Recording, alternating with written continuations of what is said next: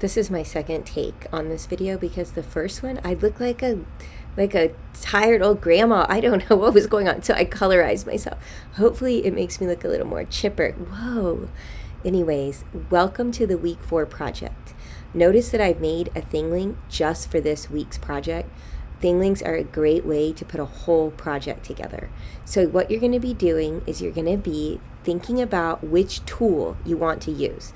Note, you're not going to have to do both, and I want you to pick the one that looks the most exciting to you and the one that you feel like jives more with your style, your creation style. So your first option would be that you're going to be creating in a Google form, and you can see on my screen that I have used what's called a data validation field that can help kids from progressing through the escape room or scavenger hunt until they get the correct answer. And I'll show you all that on the tutorials if you choose to take this route.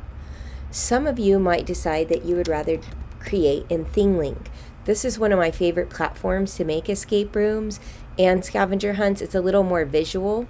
If you're comfortable in Thinglink and you want to try that, I'll give you all the tutorials that you need if you follow the Thinglink route on this interactive image.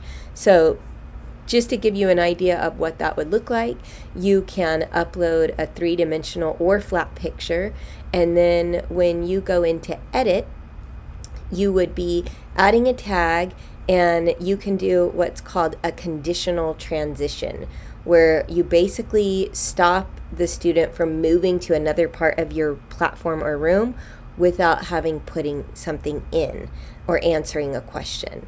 I really like these Thinglink scavenger hunts and escape rooms because they're just visual and pretty easy to create, but the Google Forms are too.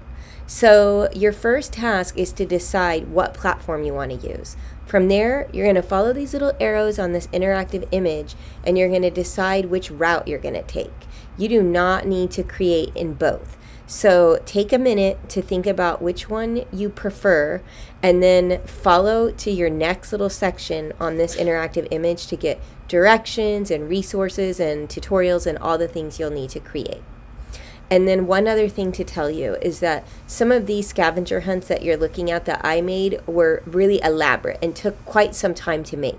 You only have 1 week, so don't worry about creating like the most elaborate, long activity you've ever created before.